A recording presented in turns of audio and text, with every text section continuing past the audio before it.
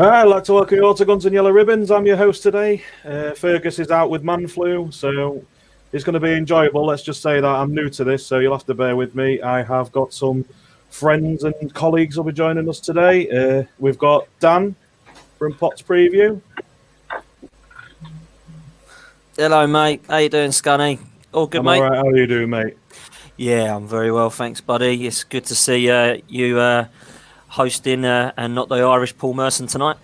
Yeah, the Irish Paul Merson is out, I'm afraid. Man flu. It's a killer, mate. It's a killer. We have got Claude. Welcome, Claude. Thanks for joining us, mate.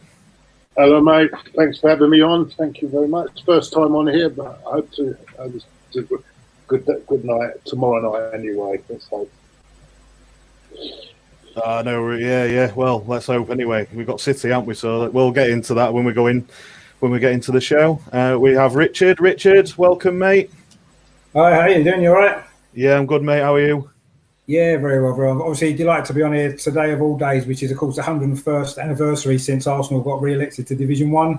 And, of course, we've not been relegated since, which is quite an achievement, really. So I think we should all take a minute just to reflect on that.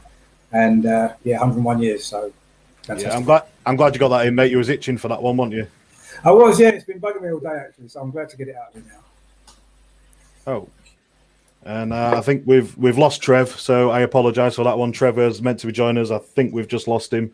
That might have been my fault. I might have pressed the wrong button, so I do apologise. Hopefully he'll come back on. So anyway, guys, let's get into it. We'll start talking about the West Ham game. What did we guys think? Potsy, what do you reckon? What did you think to the game, mate? I know we won 1-0, but some of these players are starting to wind me up, Scunny. And it's the same players that Arteta seems to have faith in, mate. I don't understand it, if I'm honest with you. I'll start with some positives because there were some great performances as well as some shockers. I thought Saka was good again, and he's starting to show a lot of consistency now. A lot of people had said that after the second half of the Olympiacos game that he'd gone downhill a bit. I think if you just let it sink in that he's an 18-year-old kid that is playing out of position. He's not moaned. He's got on with the job, and he's been one of our most consistent performers. And he is the future of Arsenal Football Club, in my opinion. You know, everyone goes on about Martinelli and Guendouzi, who I think are the other two that will probably make it at the club. But this guy, I think, is actually probably starting to show more consistency than those two now. And it's just great to see the fact that he's not moaning. He's still playing every single game. It looks to me like, you know, it could be a worry of burnout, but he still looks as fit as anyone on the pitch. And I think that he was a real bonus again on Saturday. I've got to mention Leno because I know Claude's mentioned to me before that he's not a massive fan of him, but I actually think he's been fairly consistent. I know he had a couple of errors, one against Chelsea, and obviously he's had an error the other week. But for me, against West Ham, he kept us in it again, you know, and I think we need to be positive about this goalkeeper because we haven't had many goalkeepers in the Emirates era that have been outstanding, but I do think he has been. I think that he's one of those goalkeepers that defenders can pass the ball back to him, and he's actually so comfortable, and nobody seems to panic in the crowd. You know, we all seem to, and we have in the past had that with the Szczesnys and even the Petr Cechs towards the end of his career. We have had that. So I think for me, I look at that now and I think to myself, you know, maybe it is actually a goalkeeper that could have a future at Arsenal. And the last player I'll mention who was actually my man of the match was Dani Ceballos. I think what Dani Ceballos is doing now is he's given a chance by Arteta and he's bringing the ball from deep. He's the only one that I thought was trying to bring it forward and trying to make something happen and trying to be creative. I thought that was one of his better games. I think he had an outstanding game. I think it was the first home game of the season against Burnley. But apart from that, Dani Ceballos, that was one of his best performances in an Arsenal shirt. So I was really happy with his performance. Now we come on to I'm going to say, with Dani Ceballos, he's been quite good since he's been into that position. And I think he's only really had a few mistakes here and there. But when you're learning a new trade and you're coming back into it after having a long, lengthy time off, I think he's done all right. So I can't really say too much wrong about Ceballos. It's been some of my positives, in fairness, over the last few games. Yeah, so I think so. That. And I agree with you with Saka. I think what we need to do now, we need to lock his contract down massively. I think he's only got, 18 months left? Or somewhere around that point. So, yeah, we definitely need to lock him down. I 100% agree with him. Yeah, I think they were my three kind of positives, really. The two main negatives, I thought, was Aubameyang was wasted on the left. I thought that was I still think it's a silly decision playing him out there. I'd love to see him through the centre personally because I think he's an outstanding goal machine. Young Eddie couldn't really hold the ball up, and I'm not going to give Eddie Nketiah too much stick. But the two players for me that really frustrated me was Granit Xhaka and Mesut Ozil again. And I don't know how many times these two players need to make mistakes. Now, just quickly on Granit Xhaka before everyone starts saying that I'm having a dig at him. He has improved immensely under Mikel Arteta. Do not get me wrong. He has been a fairly consistent, some would say, and I would probably agree with that. But he's always got the odd mistake in him because he has been doing the same mistakes for the last 4 years to Arsenal.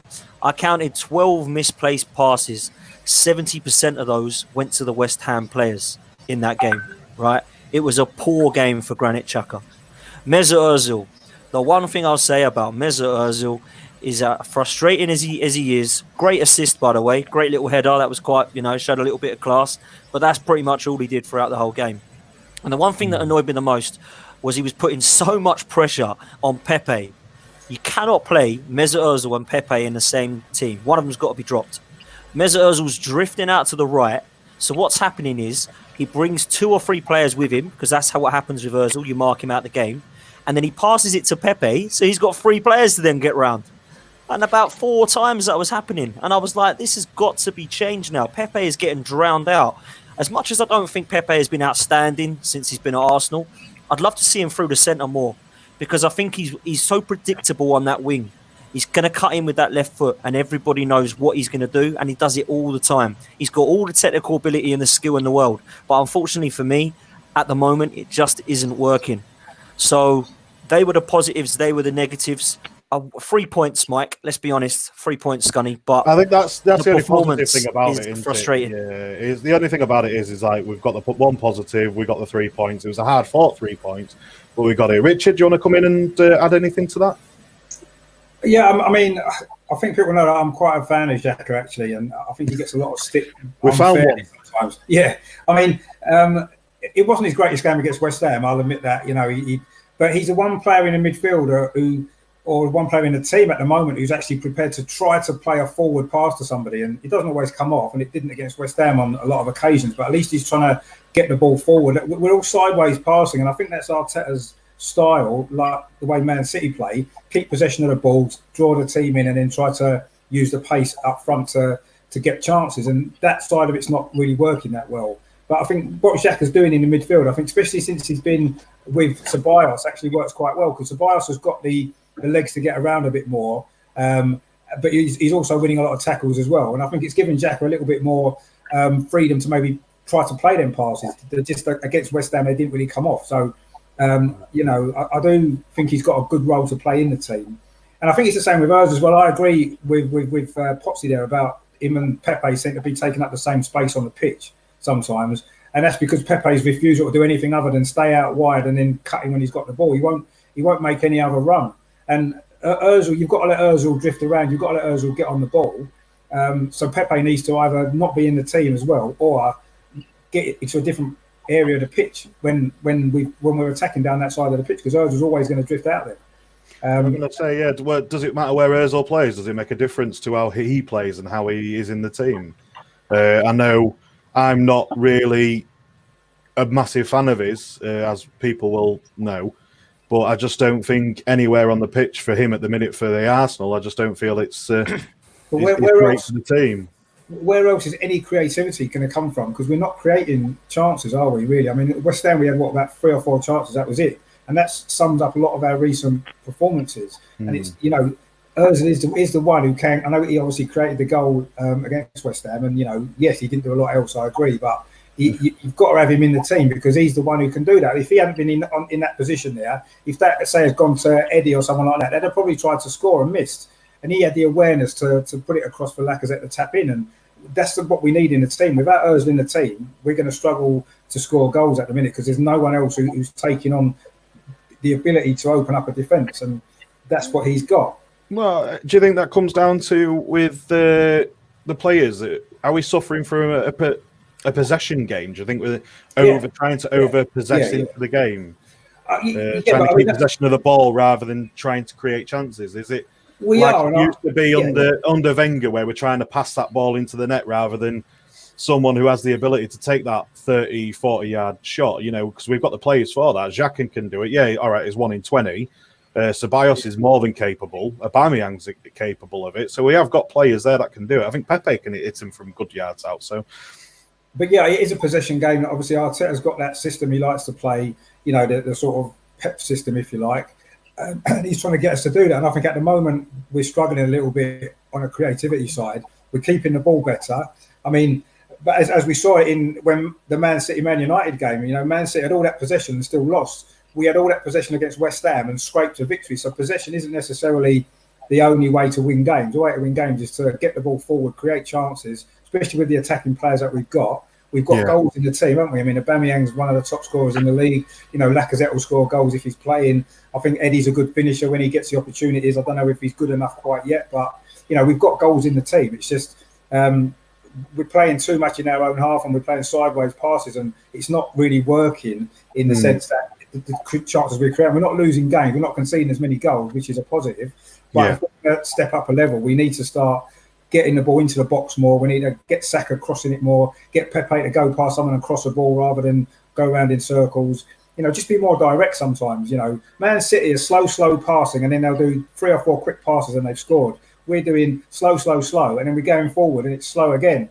And it's just getting cut out to it. It can be really frustrating. It's definitely boring to watch sometimes, like the West Ham game. I was watching it at home and I was bored out of my mind. So, yeah. Claude, do you want to come in? Do you want to? Yeah, we could. I said that it could be down to the quality of the players that Man City have got compared to us as well. So, well, there's definitely that, yeah. That is a factor as well. I mean, having said that, I wasn't that impressed with them on Sunday against United. No, not really. It was something, a lot of it up. I just thought, you say we kept a clean sheet. I think that was more down to luck than judgment on our part. I think Dan says I'm not a big fan of Leno. I didn't say I wasn't a big. I just say he has impressed me in the last few games. Actually, I'll say as it is, he has come good in the last few games. And he's kept us in games. If it wasn't for Leno on Saturday, I think we might have not even got a point out of the game, never alone win. Yeah, the defence was pretty awful, wasn't it, against West Ham? And also, I'm not sure whether, to be honest, whether Arteta's making calls like keeping players out because of what's happening in training.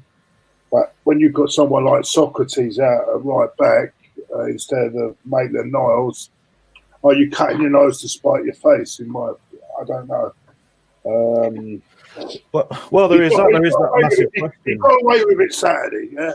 But I thought Socrates was getting completely hammered down that side for me. Other than that, the other boys have covered it all, really. Yeah, because Antonio was ripping us a new one down that side, wasn't he? Let's face it. It's a good job he can't finish, really, to be honest. I think that's our only saviour in that game, to be fair. He can't finish to save his life, to be honest. I don't think the problem is, though, Aguero or Jesus ain't going to miss, are they, tomorrow? No. This is the thing, you see. It's a completely different ball game, isn't it? We've got, you've got Jesus, you've got Aguero, you've got Mahrez, and we're going to have Sterling. So they're completely different players compared to, for instance, Antonio. So, yeah, it's a completely different ball game to what we're doing. So this is the thing. Are we looking forward to Wednesday? I know you're going to be covering a lot of it on your Pots preview, Dan. So if you want to just run into it quick, are we looking forward to Wednesday? Well, listen, I always look forward to an Arsenal game. The problem is that I never really know what Arsenal's going to turn up. And one positive I will say is the games that we have turned up or decided to play well is against the big teams. Chelsea away, I thought we were great. I thought it was the only game this season we showed some mental strength. I thought against Manchester United at the Emirates under Arteta, we were by far the best team, and we gave them a bit of a battering, really. I mean, 2-0, it could have been more. And then, of course, the Chelsea game at the Emirates, we were really unlucky to lose. It was the first home game of Arteta, and we just run out of gas and, gave away 2 sloppy goals. And I think that when you look at the Man City side, they're not going to be bang up for this game tomorrow because they're going to put all of their eggs in the Champions League now. So I think for me, it's a good time to play them. They've just lost to Manchester United, where, like Claude said earlier, I didn't feel they were that great against them. No. But then my only worry tomorrow is that Socrates is playing and we're going to have Mahrez or Sterling up against him and they're going to absolutely cane him. So they are going to get chances. They are going to score goals, without a doubt. I just think they're going to have too much for us. I think that they will want to bounce back as much as they won't be buzzing for it and up for it. And I think that when it comes to it, it's going to be a tough game. I haven't gone for an Arsenal win. I've gone for an Arsenal loss. I don't want to sound too pessimistic, but I don't think we're playing well enough at the moment, performance-wise, to get 3 points.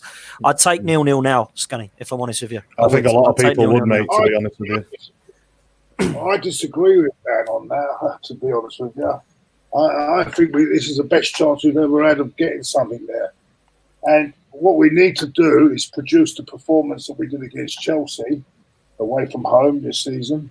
One of the few performances that I've seen a bit away from home that we've really played well.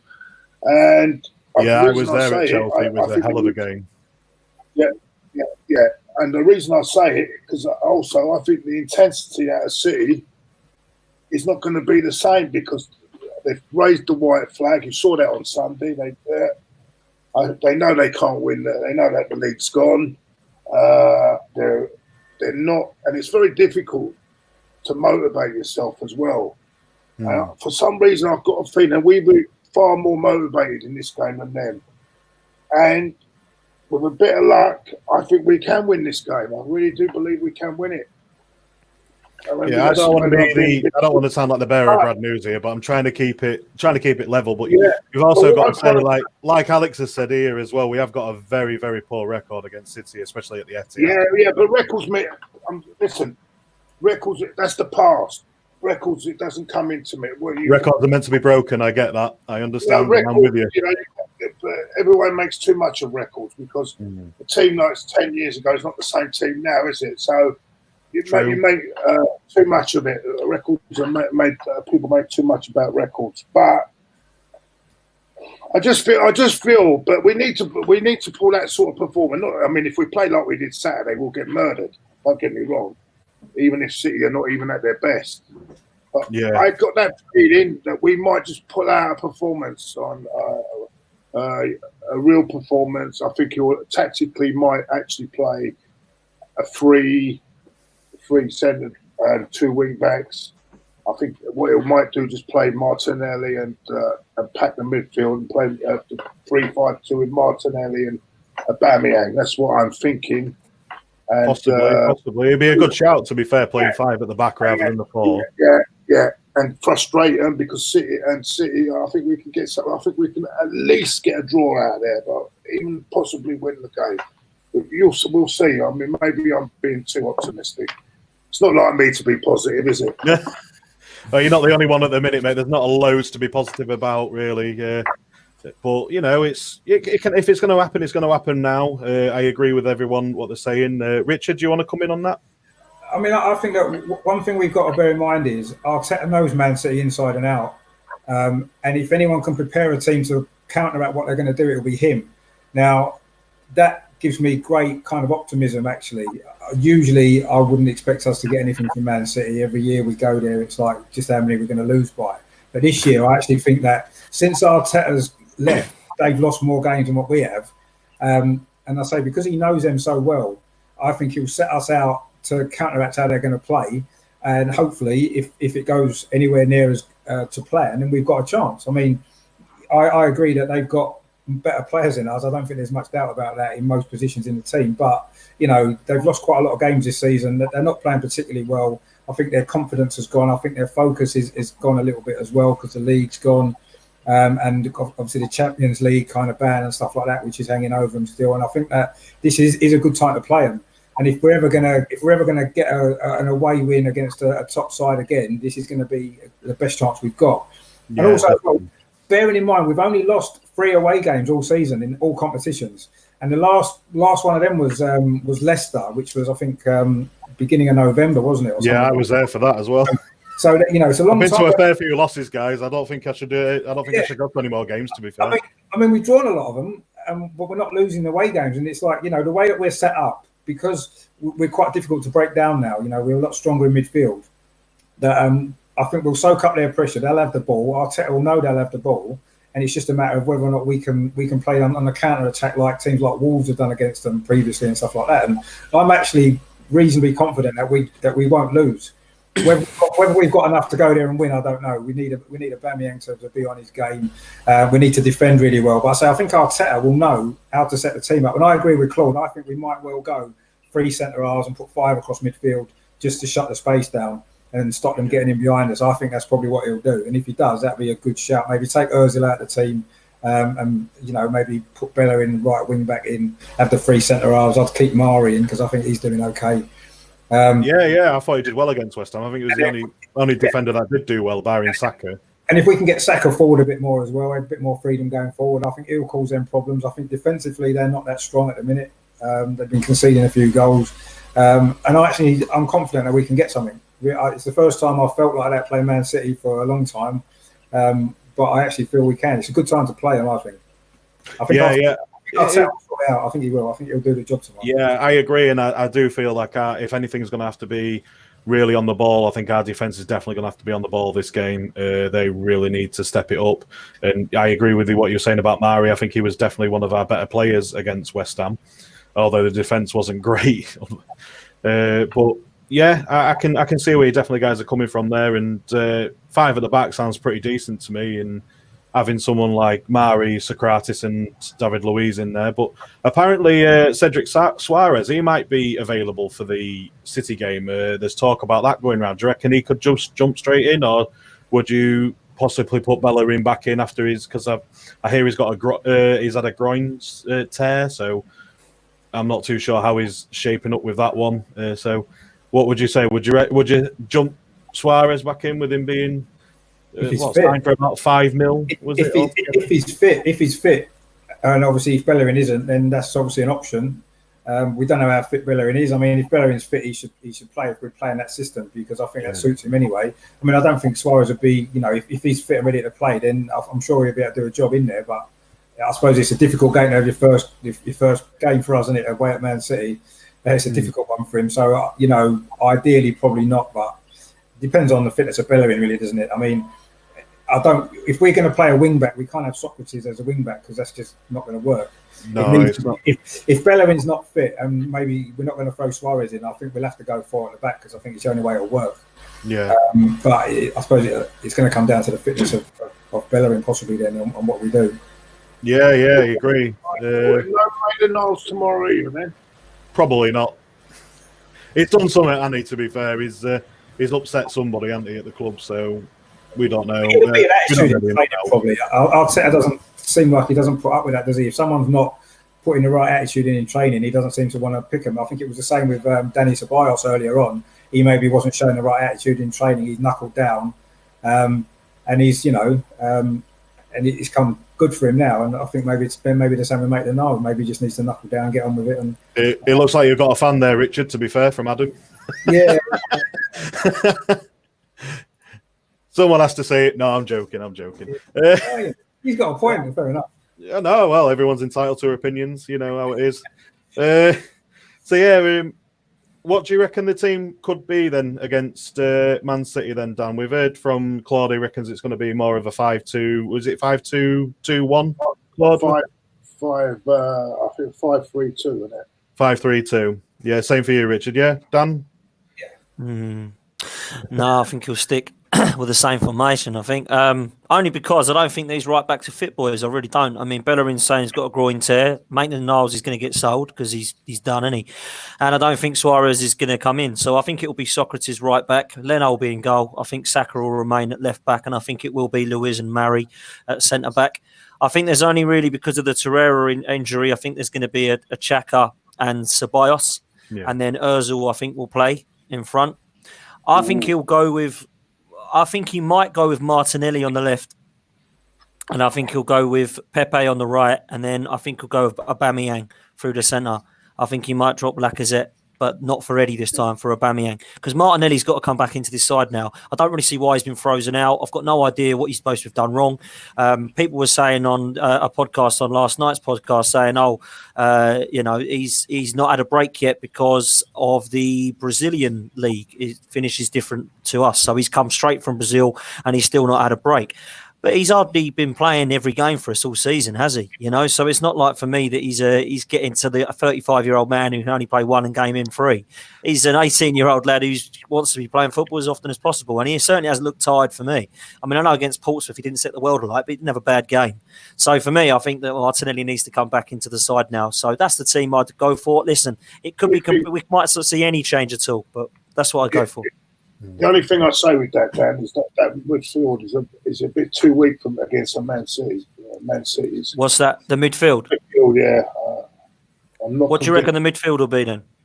Well, no, that's what I mean. I think there needs to be a solid. I think with Ozil and Ceballos in there, and I think we could get well overrun. You'd have Guendouzi. Well, probably, but we haven't got. You're right. We haven't got many options because, as you say, or I don't know. Yeah, Guendouzi, yeah, probably. Willock or Guendouzi, yeah, that's it, though, isn't it? No, I don't think it's the right game for Willock. This. No, I don't. That's what I mean. That's why I think it'll be them three players. Yeah, you're probably right. We haven't got the option. That's another thing we need to look in the summer is our midfield. We need to really look at that in the summer as well. Because I don't think we have got enough options there, to be honest with you. No, we haven't. You're right. We haven't. When we haven't got the ball, it's not good enough, really. I think with Torreira missing as well, that's a massive blow, though. That's a massive blow. Torreira. I know he hasn't been playing, but it's a huge blow. We haven't got another Torreira, have we? We've got no defensive midfielder now at all because Guendouzi and Xhaka aren't defensive midfielders, although they've been asked to play there. Torreira was the only one who was the little tenacious terrier that used to break up play.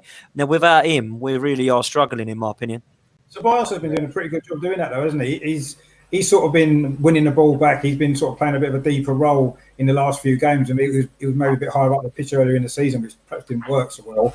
He sort of dropped a bit deeper, and he seems to be kind of filling in that Torreira role quite well. I mean, whether he's good enough to do that against a team like City, we'll have to see. But I think he's the nearest one that we've got to come in and do that job. And I would actually put Guendouzi in the midfield, just so that have a free in the middle, just to try to fill the spaces, if nothing else, because that's where Man City kill you, doesn't it? They find the spaces and put the ball through. So I think if we've got free in midfield in the middle, it might at least help to nullify that threat, maybe. Yeah. Maybe you will freshen it up a bit. You know, you've got Guendouzi, you've got Martinelli. That's still, you know, you've got Nelson. These sort of players. You know, I'm not a huge fan of some of them, but they're fresh legs, aren't they? They've not been used as much. So perhaps it's time to freshen it up a bit and maybe go for a little bit more of an energetic side because they're not very physical, Man City. I know they've got Rodri in the middle, but they're not a Watford or a Burnley where they're going to beat you up, are they? So it's not like we've got to get a load of strong men in midfield. So. Yeah, but right. I think the difference is why Ceballos is playing a bit more often than what Torreira did before his injury. I think it's his passing range ability. I think he's got more range of his passing rather than Torreira did, and I think that's what makes the difference. Obviously, the last few games I've watched with Ceballos, he can put the ball on a 5p piece. He really could. So I think that's the difference in there with the Torreira, and I think that's the reason why he was out. Obviously, now he's injured. He's got no choice. He's got to sit out. So it's looking. One thing I will say, Scunny, is that both of our centre backs now are natural in that position. So you've got Mari, who's the left centre back who's left footed, and you've got Luiz, who's right footed, playing right centre back. And one thing about them both, which are quite similar, they can ping a pass. They can see a ball. And, you know, I've noticed that they're both very similar in their vision and their ability. So I think that could be quite a strength for us. And I know you don't want defenders to be outstanding at lumping the ball forward, but if they are lumping the ball out wide to Pepe and to Aubameyang, wherever it is out there on the left, that could be something that we've not had before at Arsenal. Yeah, they're very good at bringing the ball out as well, aren't they? Both of them. They're comfortable with the ball at their feet. Yeah. They can bring it out, which I think, you know, when we're trying to play it out from the back, which is what we're trying to do, it's going to maybe work a bit better now with those two playing, as opposed to maybe Mustafi and Socrates, who maybe aren't that good with the ball at their feet as Mari is. So I think that's another positive, really, with them two. Yeah, definitely. I was going to say as well, I agree with you, Dan, to be fair. I honestly think it's going to be back to normal, what we've normally seen with formation-wise with the 4-2-3-1. I don't think he's going to change it. That's just my opinion on that. I just think it's not lost, really, with that yet. There's only Olympiacos, so I haven't really seen I can't see him changing it. I think he's just going to stick with the norm on that one. As to go into Olympiacos, I've heard. Unfortunately, we can't call it what it is on YouTube, so I'm just going to call it the toilet paper pandemic, because we can't say the actual name of it on YouTube, unfortunately. So, yes, it's been on the news. It's on BBC News. I think it's on Sky Sports News as well. That the owner of Olympiacos has got that the toilet paper pandemic, and he was at the Emirates during the Olympiacos game. How do we feel about that? And don't say the actual name of the actual thing. I know it's difficult. I was just finding it difficult then, so it's hard work, that one. Claude, do you want to go into that? Sorry, Claude. We'll go with you, mate. How do you feel about the toilet paper pandemic, mate? We can't say the actual name of it. I'll tell you what, there are worse viruses on bloody Twitter than that. I'll tell you. You should know, mate. I think you've had a few. Dan, do you want to go into it a bit more? How do you feel about it? The thing is with this is there's about 300 and something people in the UK that have apparently got this. There's 65 million of us living in the UK, so I'll take my chances.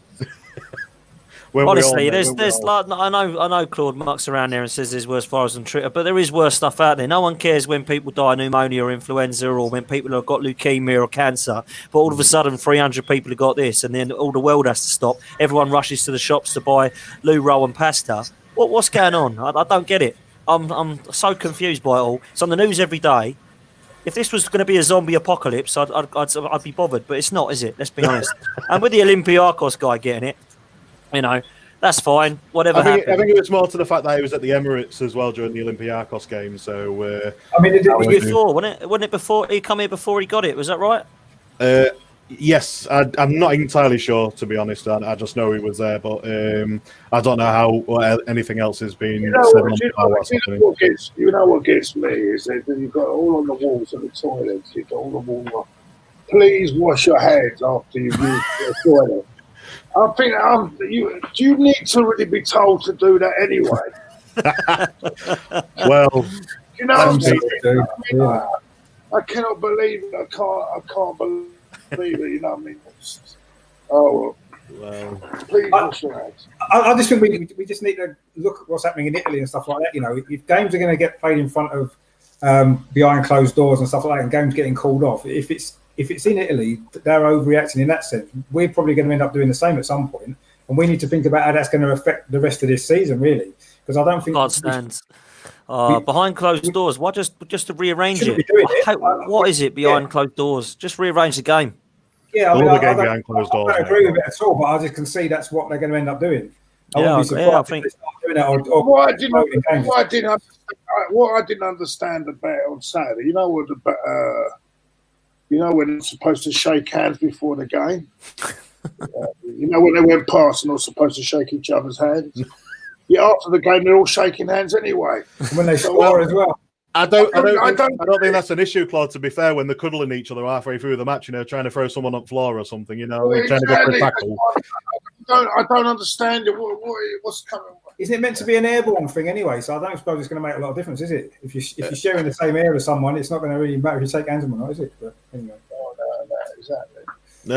Well, this is it. So I think that's the worst case scenario, isn't it? If we're going to see games play behind closed doors, you know, a lot of matches either being cancelled or postponed. It's worst case scenario. So it's just one of them things what we need to do and maybe need to prepare for in some respects. Unfortunately, that's just the way it is. There's nothing a lot me or you three or anyone else can really do about it, unfortunately. So we just got to maybe prepare for something like that. It's just unfortunate that it's come to that point. You know, just keep stacking up on toilet roll and hide in your bathroom or something. I don't know. I don't exactly know what the toilet paper pandemic does. Do you really need to be sat on the toilet with all that toilet roll around you making forts or something? I just don't know. So anyway, I think we've given that enough attention. We've given that definitely enough attention there. So I mean, let's talk about captains as well. Someone mentioned about David Luiz should be captain. I'm not entirely sure who that was. Does anyone agree with that, or who would you go for as your captain? Claude, who would you go for, mate, if you had a choice? Well, at the moment it's Aubameyang. We don't know whether he's going to be there next season. What do you mean for next season? Do you mean or in? Well, yeah, I don't think they can change it now this season. I think he's the registered first team captain. Yeah, So if he stays, he's probably going to keep it because I don't think he'll take it off him unless he does something really silly. If he does go, it's not. As I said, maybe one of the new signings whoever comes in. I don't think we've really got a leader out there, really. no, it's definitely something we've been lacking a long time.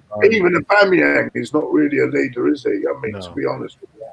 So maybe it might have to organise another raffle like Emery used to. 5 players. And then tell the players to pick it between them. I don't. Oh dear, don't get you started on that. Mate. Anyway, yeah. Dan, have you got anything on that? Aubameyang will stay if we get into the Champions League, and he'll keep the captaincy. I don't think he will if we are outside of that. So, unfortunately, I think that he may go. I personally would just keep him and let us run his contract down because whatever money we get for him anyway is we're not going to blimmin' spend it on someone to replace him. So we might as well have another year with him to try and see if we can get in the Champions League with him, and then he might stay then. That's what I'd do. Anyway, but that's another story. If he does go, I would personally, if he can stay fit, I would give it to Hector Bellerin because he's been there the longest. He's a proper gooner, and I think that the fans do actually appreciate a Tropper fan like that. So, go on, Claude. Sorry to interrupt you, Dan. Now, I'm sorry, man. I'm sorry. I would cash in on Bellerin. I think he's got a lot of these injury problems that keeps coming up. We've had this with other players where we've kept them on, open again. I think now is the time. If we can get a good offer for him in the summer, I'll cash in. Because I think he's a bit. Well, maybe you're right. There we go then. So the two I'd have would be Aubameyang and Bellerin, and they're both going. Well, maybe we'll give it to Granit Xhaka again. There we go. That'd be a nightmare, wouldn't it? Richard would like it. Richard would be all right. It's not beyond because he's a different coach in charge, so he might get it back.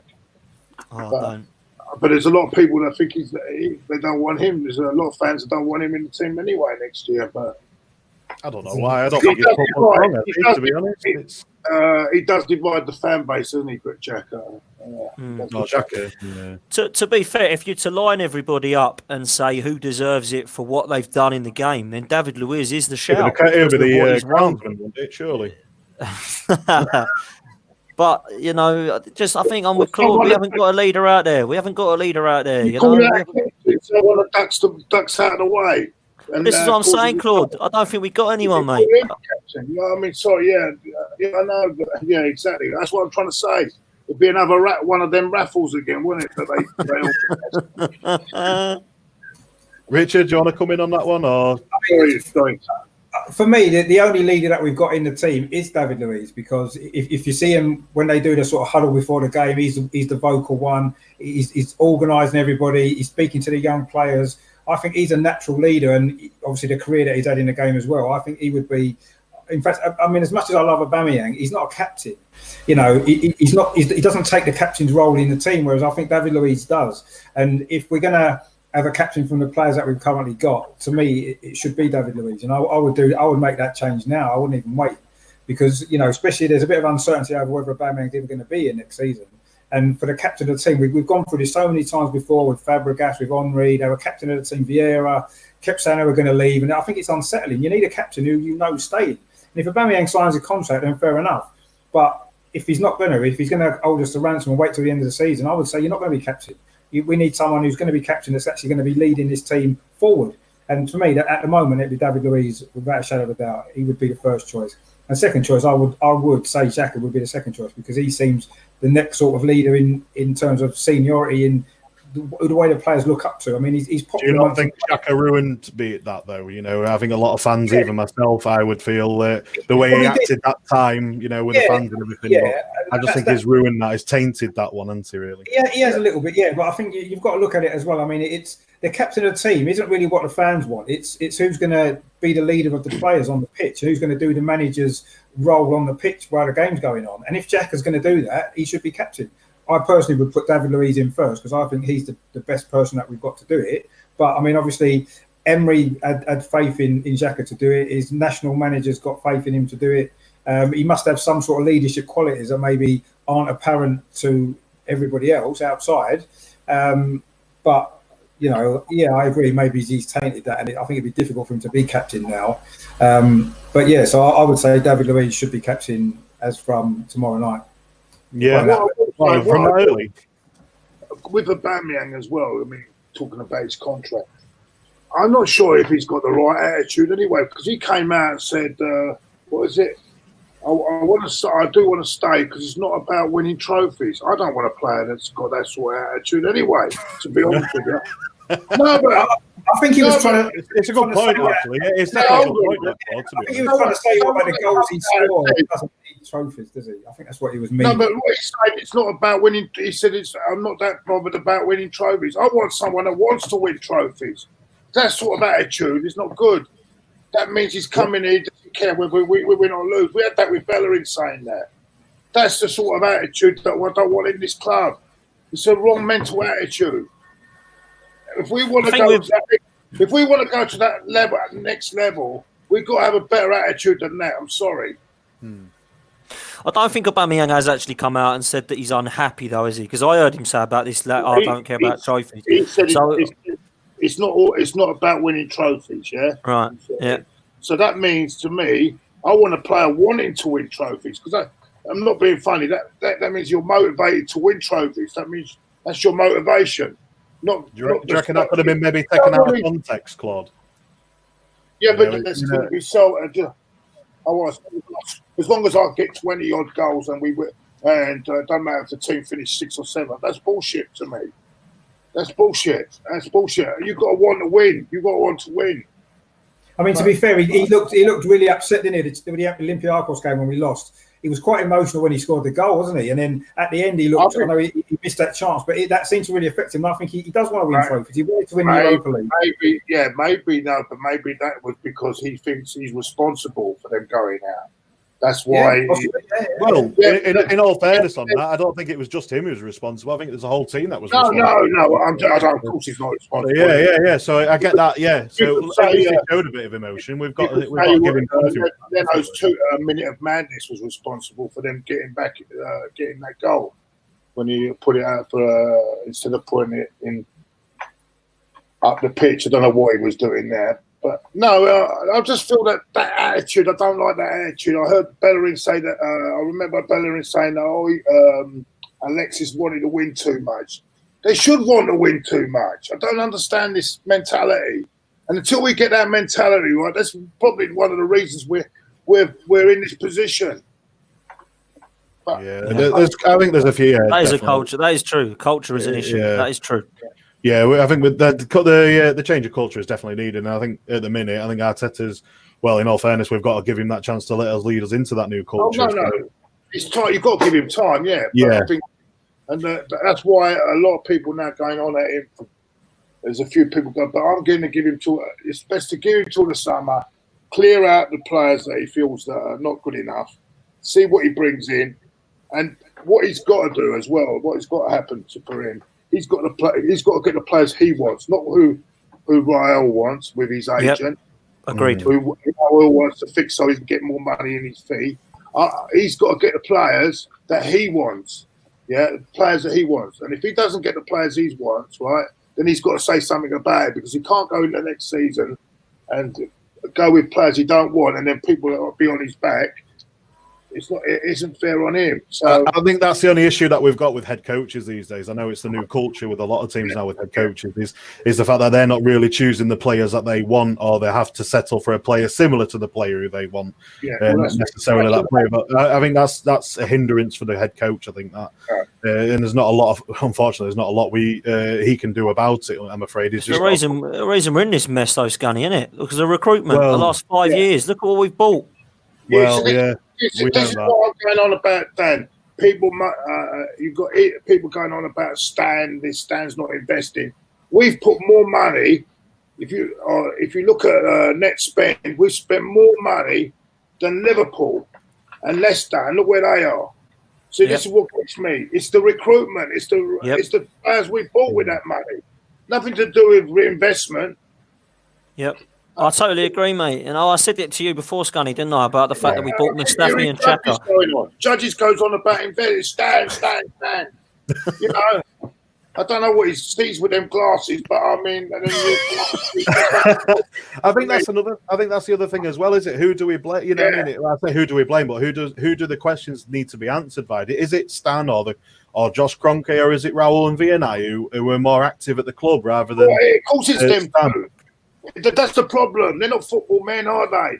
And you notice they don't want O'Leary or anyone else on the board. They don't want football men. You look at all the board, lovely guy. McKenfry's a lovely guy, but he's 85 years old. You've got that Cheswick, Chip Keswick is more interested this week. You know what I'm saying? And you've got all this. They're not football people. We need football people on the board. And you've got Raul, who's come from Barcelona. Why do you think he's come from Barcelona? Why he's not at Barcelona? And he's at our place. No, you've got to look at things. These are all things you've got to look at. We had that Gazidis, he went to Milan, and look what's happening at Milan. It won't be long before there's a horse's head in his bed. You know what I'm saying? That's what I'm saying. Well, they've got to get past their toilet paper crisis, to be fair, first, before the horses start going in there.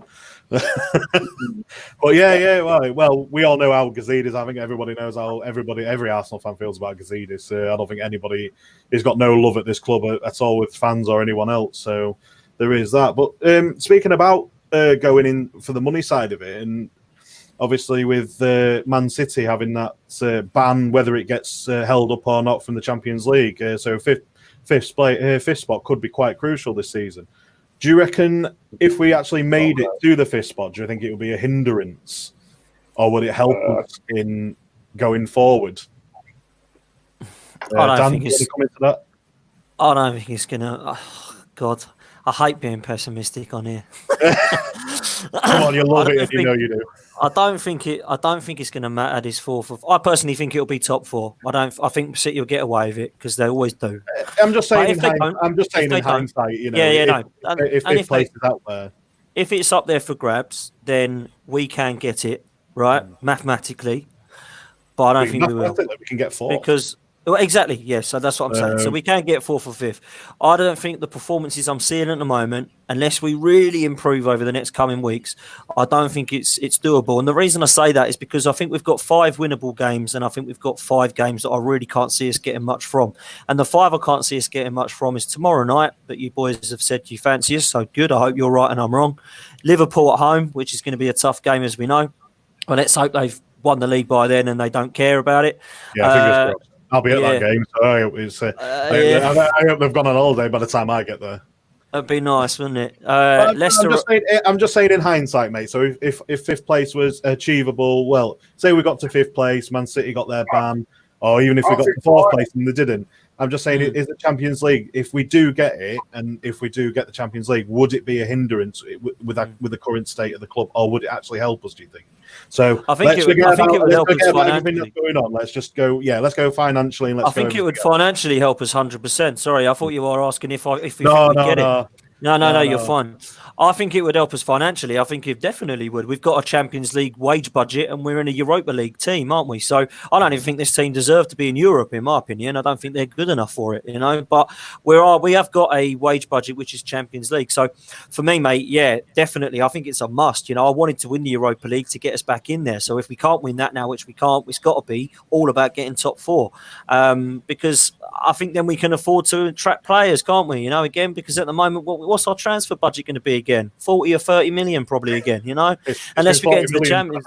10 years on it. Yeah, that's what I'm saying. So if we can get back into the Champions League, 100%. I'm not confident we will, as I've just touched on, but we need to. That's what we're desperate to get in it. And if we don't, Scunny, if we don't get fourth, I've said it on here before, and it was really unpopular. I don't want to be in Europa League next year. I want a game 1 a week. Let's go back to basics. 1 game a week. People are saying we'll be run under. We'll be like Leeds or Portsmouth. No, we won't. We're Arsenal. We're not Leeds. We're not Portsmouth. We've been run really stingily well. We ain't a club that's smashing the cash. We got a lot of bloody money that we're not spending. Leeds are spending 20 grand on fish, and that was just one fish. See? And that was back. So we won't go under. Let's just get that right. We won't go under like people are telling me. So it will be 100%, 1 game a week. Look at Leicester, Liverpool. When Gerrard slipped over, they weren't in Europe that year. They should have won the league. Then they weren't in Europe for Chelsea. Chelsea weren't in Europe. They got Conte and won the league. That's Yeah, true. one game a week, mate. One game a week. With this side is not good enough to play 2 or 3 times a week. I'm sorry. There's people tell me that Xhaka and Mustafi are the new Pirlo and Cannavaro underneath Arteta. It's absolute madness. I heard These someone players are not comparing good with enough. Maldini, so I'm Oh, not it's accepting that just from Mustafi. unreal, I'm not isn't it? It's accepting that. unreal. If someone says to my face, I said I'm going to compare him with Maldini, I will backhand you. No chance Mustafi is anything like Maldini. Richard, do you want to come in on that one? I mean, I disagree with Potts in the sense that I think being in Europe is important for the club, even if it's the Europa League. And, and if how seriously we want to take that next season, if we're in the Europa League, is up to, to play the young kids in it, maybe. But we need to be in it. I'd certainly rather be in it than not in it. And also, as well, you've got to remember the FA Cup is a Europa League place. And I'd quite like to win that as well this season. We've got a half-decent chance at it now. So this is the thing, Rich. I'm not saying that I don't want us to win the FA Cup, because a lot of people have said that. If we, of course I do. I want us to win a trophy, but I don't want us to be in this Europa League thing. And you've bring up an even better point there in the fact that if we are going to be in it, then you play the kids. That's fine. I'll be happy with that. That's fine. But I think our first team needs to be rested to look at the league, because I think we've got more chance of getting top 4 if we're playing 1 game a week than 2 or 3. But I mean, you think obviously when the season that was in the Europa League, when Wenger was still there, he did play a lot of the kids in the group stages. We got through, and then on knockout stages, he picked a stronger team. And to me, that's fine. And if we're going to do it like that, I mean, it's another trophy. And let's be honest, next season, if we're in the Europa League, we'll have a decent chance of winning it. If we're in the Champions League, we've got no chance of winning it. And I'd rather win a trophy, or at least be in with a chance of winning a trophy. So I'd actually be quite happy to be in the Europa League. But going back to in all fairness, a lot of people fancy their chances for the Europa this season, and look what happened. Yeah, we did. And I think that was a one-off game. That I think that was a one-off game, really. But I mean, looking at whether we can do it or not, I think definitely 5th. I can see us definitely finishing 5th with the running that we've got. I think we're playing teams at the right time. I think Liverpool, by the time we play them, they've won the league, so I don't think that will be as difficult a game as it would have been maybe 2 months ago. So I think we've got a good chance there. If we're actually still fighting for the top 4, top 5.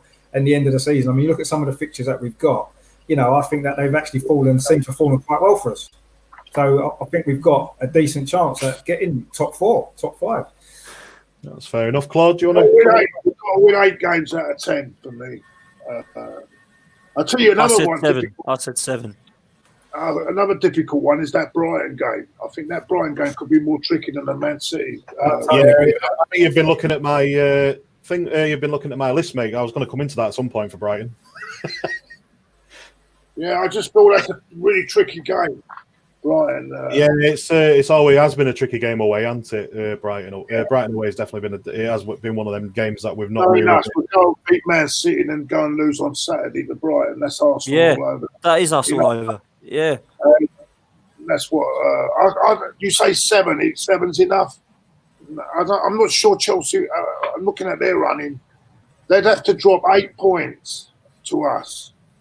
So you're saying 7 wins is good enough? I'm not sure. That means I also said, Claude, that we need to draw a couple of the ones that the other. So we'd have to pick up a point against Leicester, let's say at home, and maybe a point against Spurs, something like that. That's what I said.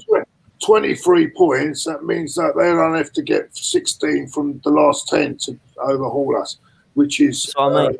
That's why I don't think it's enough, mate. Even 7, I don't think is enough, mate. Because I'm agreeing with you. That's what I said. I still don't think it's enough, mate. I don't think we'll get it, and it's a shame, because I want to see us get up there. I don't want to sound pessimistic, sound like I don't want Arsenal to do it. Of course I do, but I just don't think it will. Come on, boys, keep the faith. That 5th, I don't think it's going to come into play, because I with UEFA, they want Man City in that competition next year. Well, money talks at the end of the day. Money talks, and you watch that. I'll tell you what happened. What'll happen, Dan. They'll probably get it suspended. A suspended ban. Yeah, I agree. Yeah, they'll get a £300,000 fine, which means all this what you call it, rule, financial fair play. It's all bollocks. It's all bullshit. Whoever's played to the rules have been done. Well, there we go. Right, guys, one last thing we need to talk about before we leave, because I know we're coming up to that time now. Eric Dyer for jumping in the crowd. It's going to get talked about. Dan, What punishment do you think he should get? Apart from a It's black tough. eye. Yeah, it's a tough one, this one, isn't it? Because a lot of United. people are saying. United for me. A lot of people are saying he should be banned from football and all this sort of thing. And because he's obviously playing for the unwashed up the road, I think that everybody is going to say that he should be banned for life. But if you think about it, in putting yourself in his shoes, the rumours are that his brother was getting abused, his younger brother. So for that split second, you're a human being and you lose your head and you protect your own. And that's exactly what he's done. So I can't sit there and start slating him when I'd probably be doing the same thing, and most of the mates I know would probably be doing the same as well. You've just had a game of football that you're not very happy with, and then someone's now abusing your brother. So I think they will throw the book in. Anyone abusing their own brother. It was his own fans. Exactly. It makes it worse, doesn't it? Yeah, it makes it a lot worse. Do you know what gets me about this, right? This whole thing. You're a Tottenham fan, sitting there, and you're filming it, and you're getting your guy in trouble. Why film Crazy. it? That's how clever they are. Stupid are these fans, man. Your own fans doing that, filming it, so you can get your own club in trouble because you want to get a few retweets on fucking Twitter. Oh, well, congratulations. Fucking congratulations, you got your retweets. They're not football fans, mate. They're not football fans. None of them are football fans. He deserves a knighthood for what he done. Human reaction. That's my brother or my mother, and what happened with Eric Cantona. I would have two-footed that one as well in the crowd.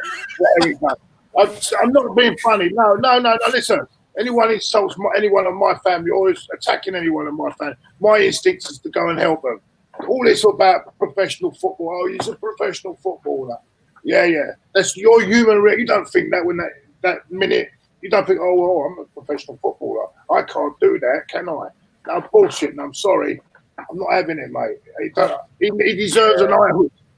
Yeah, but you've also got to think as well. Obviously, like Dave said there, it's he's saying a 3-game ban just because you can't do something like that. And Dave Hurrell here, if a normal person did it on the street, they still get nicked and banned from the grounds, community services, possibly sacked. Should it be the same for Dyer? I don't think he won't get sacked. I know that one. He's not going to get sacked on there, but I do agree with him in some sort of respect. Maybe a 3-game ban or something. I think we have to. I know what you're saying, Claude. I agree with you. If it was my brother or family member, that's in the streets, and that's one of my family. So I can't go and protect them. Bullshit. You still get arrested though if you did, wouldn't you? That's the point. I mean, this is the thing. You are going to get arrested for something like that. So exactly. No one's saying so I go and protect someone, so I should get arrested in the street, should I? That's the world, is it? Yeah. In all fairness, Claude. Yeah, I know you're blowing your top here on this one, but I agree with you. Andrew would be exactly the same, and I think anybody in the right mind would do exactly the same if it was one of their family members. But reality has to set in somewhere along the line on this, and obviously, I do think he probably should get maybe a 3-game ban or something. I mean, what you've got to remember is, Eric Cantona, was he not banned for 9 months for what he did? And I know it's slightly different, but what Eric Dyer did, he actually jumped in the stands. I don't think you can have a player going into the stands or any circumstances. I mean, fans aren't allowed to go on the pitch in any circumstances, so he certainly shouldn't be allowed. That could have caused major problems in the ground that night. A player doing that, and he needs to. He is a professional footballer, and they maybe live by different rules to everybody else, but he can't be doing that. And if Eric Cantona got banned for 9 months, he should get at least that as a ban, if not longer. Really, I don't think a professional footballer should be jumping in the stands. Do you think, Richard, as well? Because and Scanny, I'll ask you this because I do think it's bizarre the actual bans that players get. Because I look at somebody like Daniel Sturridge, who's got this horrendous ban for betting and scandal, and then I look at the Leeds keeper, who's got like a few games for being racist. I don't understand how that's how does that make any sense? You got someone who's betting, and then you got someone he's got a horrendous ban, so that no one can do it again. I think, I won't do that. I won't go and have a bet on against the team. I won't do that again. But it's all right to call someone a monkey, whatever it was he called him, and been racist to him. He just gets cut the games ban and a fine. I don't understand these bans. You've got people saying that Eric Dyer, who ran into the crowd, shouldn't even get banned at all. I mean, it's not. I don't know. I just think Eric Dyer. What Eric Dyer did was stupid, and whatever reasons he did it for. Yeah. whatever reason he had to do it is fair enough. That's up to him. But a professional footballer cannot be jumping in the crowd to confront fans. Otherwise, they'd be doing it every week. Because let's face it, I mean, Jack could have easily done that. Yeah, you are right, and the key word in that is professional. Whether it's footballer or anything else, it's you can't the key word, the ones that should be punished, is the ones that started the trouble in the first place. Well, in all fairness, yeah, I agree. They should get a ban from the stadium. They probably will. These so-called fans who fighting their own fans, by the way, because this player didn't do any good today. They're the ones that need to be punished and looked at. I mean, not anyone else. Not anyone else. He probably will. That person probably will, mate. He probably will. The guy that filmed it should not be allowed in the football ground. Should be on a total ban from the football ground. Well, I'll tell you what, though. Here we go. Here's my look, right? Let's ban all cameras from football grounds. Here we go. Let's ban them. Well, in all fairness, you wouldn't be able to do AFTV, mate. How are we going to do AFTV, though, will you? I do mine after the game. That's different. Not during the game. During the game, you're supposed to be behind supporting the team, not taking filming this. Oh, look at me. Let's look at my celebration. Look at my celebration when we score. It's bullshit. You should be enjoying the football match, enjoying the game. Yeah, and then making your opinions after the game. That's separate. But while you're in the ground, you should be getting behind your team. So I'm calling for all cameras to be banned inside the ground. Anyone taking any filming thrown out the ground. Here we go. And I think I'll tell you what, Scotty. The one thing filming the ground needs to be thrown out the ground. Let's get atmosphere back into the ground. I'll tell you what, though, Eric Dyer won't go and get that ball back that Lamella put over the bar, will he, ever again? That's for sure. That was a hell of a penalty, that, wasn't it? It's your head. That's Eric Lamella.